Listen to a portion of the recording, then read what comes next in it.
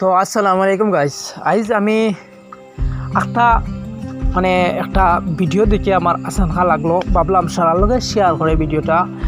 Main মাত হয়েছে গিয়ে আমরা দেখি আসাম রাজ্যের মধ্যে আসামের মধ্যে বিজেপি শাসিত যে রাজ্য, ও রাজ্যের মধ্যে দেখি আমরা প্রায় সময় উচ্ছেদ অভিযান যে চালানি হয়, ওই সময় দেখা যায় মানুষের হায়রে খান্দা, হায়রে মানুষের মনে তোর কষ্ট। তো ওইটা আমরা দেখি অনেকে মনে তোর দুঃখ ভাবি যে এত কষ্ট দেব আসাম রাজ্যের মধ্যে।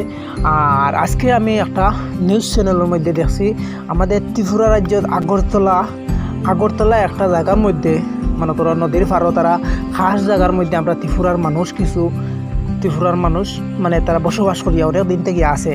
তো তারা নিজে থেকেই দেখছি মানে সরকারের নোটিশ দেওয়ার আগ থেকে তারা নিজে থেকে যেই মানে সরকারের নোটিশ দিছে, নোটিশের পরে তারা নিজে থাকিয়া অটোমেটিকলি তারার মনে তোর দরজা ভাঙ্গিয়া অন্যত্র যাইরা।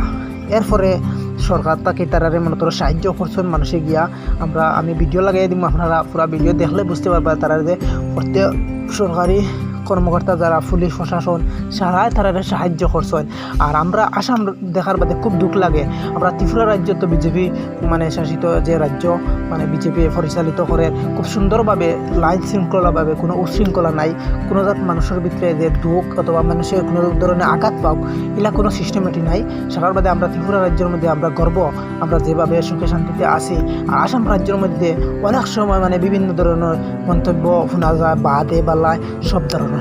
আর এই মন্তব্য থাকিয়া মানে আসাম রাজ্যের যে মুখ্যমন্ত্রী ওনার মুখ থাকিয়া, আর এই মন্তব্য দ্বারা অনেক বিভ্রান্ত মানে এলাকার মানুষের মধ্যে লাগে, হিন্দু মুসলমানের বিবাদও লাগে দেখা যায় প্রায় ভিডিওত। কিন্তু আমরা ত্রিপুরা রাজ্যে এত সুন্দরভাবে, এরাও মুসলমান যাদেরকে এদের ত্রিপুরাত গুমতি নদীর ফার থাকি তারা তুলিয়া দেব হয়েছে।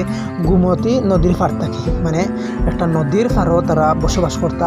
তো তারা নোটিশ পাইয়া অটোমেটিকলি তারা আপনি যে অন্য জায়গাত তারা রেফার লইছে তারা যা। এরপরে বিধায়ক ও জায়গার যে বিজেপির যে বিধায়ক আসলা তাই নিজে তারারে কইসন তারারে নির্মাণের গড়ের জায়গা এবং গড় বানাইয়া দিবা, অতটুক তারা মানে প্রতিশ্রুতি দিয়া আইছে। আর তারা পুরো হাসি খুশিভাবে তারা যার কোনো হায় উতাস এবং হইল শিকার মায়ের দেওয়ার খান্দা কুটি কুচ্ছু নাই। আর আসাম রাজ্যের মধ্যে আমরা দেখি প্রায় সময় আসামের মানুষে এত খান্দা খান্দিটা ডোজার দি বোলডোজার দি ভাঙতে লাগে, এত কষ্ট দিয়ে আসাম রাজ্যের মধ্যে মানুষের উচ্ছেদ করা হয়।